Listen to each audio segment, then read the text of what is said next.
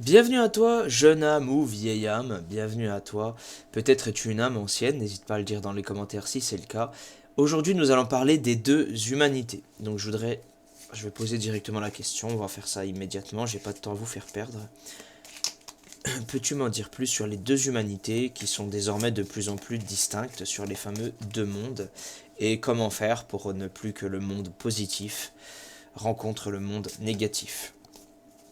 Je vais vous expliquer. Il y a deux mondes désormais, je pense que certains d'entre vous l'ont vu, qui sont de plus en plus distincts, il n'y a pas une séparation encore totale. On voit bien qu'il y a des gens qui sont complètement ancrés dans la matière, dans les énergies négatives, et on voit très clairement qu'il y en a d'autres qui sont dans la positivité, qui essaient de faire vraiment des choses propres et justes. Quand je dis propre, c'est de ne pas faire de mal à qui que ce soit, et encore moins à la nature, à Gaïa. Et qu'est-ce qu'il va se passer, comment on va pouvoir y voir. Même si on sait tous que c'est avec le troisième œil, etc., est-ce qu'il y a des conseils de nos guides, des dieux qui peuvent être faits pour nous y aider? Je ne veux la vérité que la vérité, il n'y a que ça qui m'intéresse, pas de place pour le mensonge, ni la malveillance. Les deux humanités. Alors ça va être très très difficile, et c'est les obstacles qui vont nous faire comprendre et nous faire voir qu'il y a deux mondes différents et qu'on peut s'en séparer. Ouais, c'est ça. C'est l'ensemble. Ça représente toute l'humanité. C'est toute l'humanité, les bons comme les mauvais, qui vont en baver. Bon, c'est déjà le cas. On en bave au niveau économique, on en bave au niveau spirituel depuis des millénaires maintenant. Euh, on en bave sur tous les points, notamment avec l'instrumentalisation du corps de la femme. C'est ce qui me déplaît fortement, hein. On essaie de nous réduire le corps de la femme à un objet de désir et de plaisir, et c'est affligeant. L'homme, pareil, l'homme est diabolisé. Enfin, il n'y a rien qui va en fait. Rien ne va nulle part et ça me déplaît fortement. Bon, d'accord. Alors, as-tu des conseils concernant tout cela? Avez-vous des conseils concernant tout cela?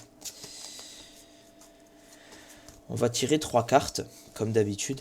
J'espère être assez clair. Si vous avez des questions ou vous avez besoin d'éclaircissement, vous me dites ça dans les commentaires, hein, c'est là pour ça. Les deux humanités. Ça va tout seul aujourd'hui, je n'en suis même pas fatigué parce que c'est pas quelque chose qui entourait de magie noire, parce que c'est inévitable. Bon, c'est notamment par la parole. Alors là, c'est vraiment la parole et la manifestation en fait de. Ouais, je ressens vraiment la parole. Cette rune va plus loin, c'est la rune Ansuz, si vous voulez un peu de détails.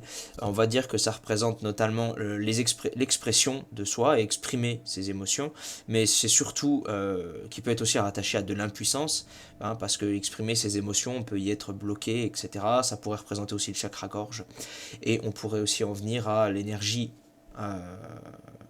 l'énergie divine qui intervient sur le plan physique.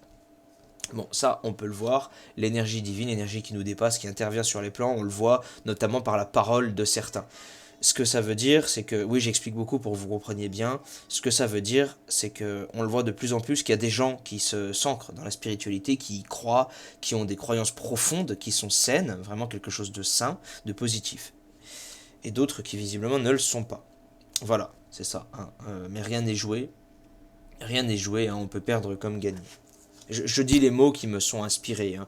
On cède des cartes, mais aussi avec de ce qu'on ressent. Voilà, c'est l'héritage qui nous a été laissé, c'est ce que les anciens nous ont montré, ce que ceux qui savent nous montrent. Donc on aura d'un côté des gens qui auraient besoin d'une intervention divine mais qui sont bloqués. Rien n'est encore joué pour accéder à cette sagesse, à ce fameux autre monde. Donc nous serions plutôt, pour vous ce sera à gauche dans la vidéo, mais pour moi c'est à droite. Nous serions plutôt à droite du coup, dans ce monde de sagesse, ce monde de bienveillance. Hein, le Odin, c'est le père bienveillant qui se sacrifie pour transmettre son savoir, etc. etc. Donc d'un côté, un monde qui ne peut s'exprimer, de l'autre, un qui est savant. Voilà. Donc c'est le savoir avec les générations, chercher dans son ADN et dans son histoire ce qu'il va se passer. Donc Ingouz, voyez ça un peu comme l'ADN. Voilà, je vais faire court. Voyez ça comme la transmission de quelque chose, l'ADN. D'accord? Qui pourrait représenter aussi une graine, hein, là, vraiment là, on est vraiment là dans cette transmission.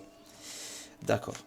Donc là, on est dans cette transmission. Donc transmettre sa connaissance aux futures générations, c'est ce que nous, âmes éveillées, essayons de faire, transmettre ce que l'on sait, ce que l'on voit, et être prêt au sacrifice. Donc on a ce monde-là d'un côté, c'est nous. Et là, c'est le monde de la matière. Ils ne peuvent pas y couper de toute façon. Ça a été dessiné comme ça pour eux, hein, par les Nornes, on dit les tisseuses de destin. D'accord. Mais rien n'est joué, encore une fois.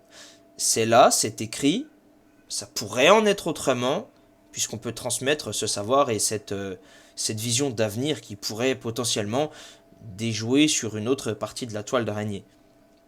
Oui, aujourd'hui je parle avec beaucoup de métaphores et de questionnements, mais c'est parce que j'essaie vraiment de faire prendre conscience.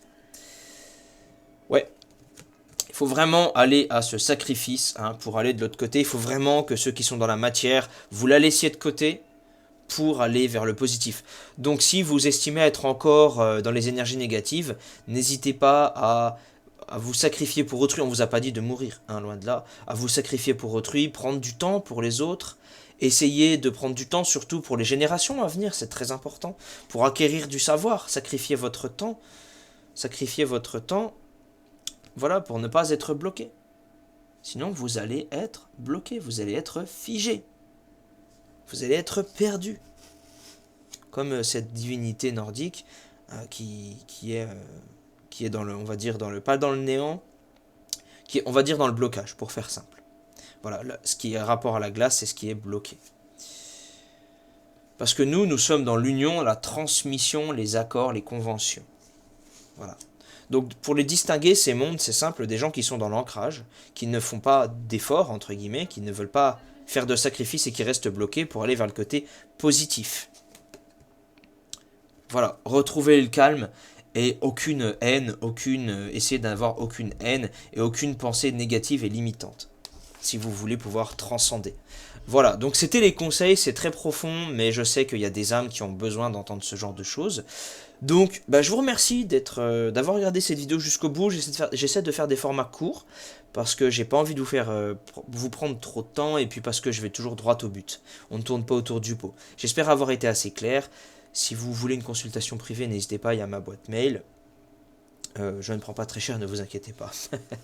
Alors, n'hésitez pas vraiment, et dites-moi dans les commentaires ce que vous en avez pensé, et si vous avez des questions.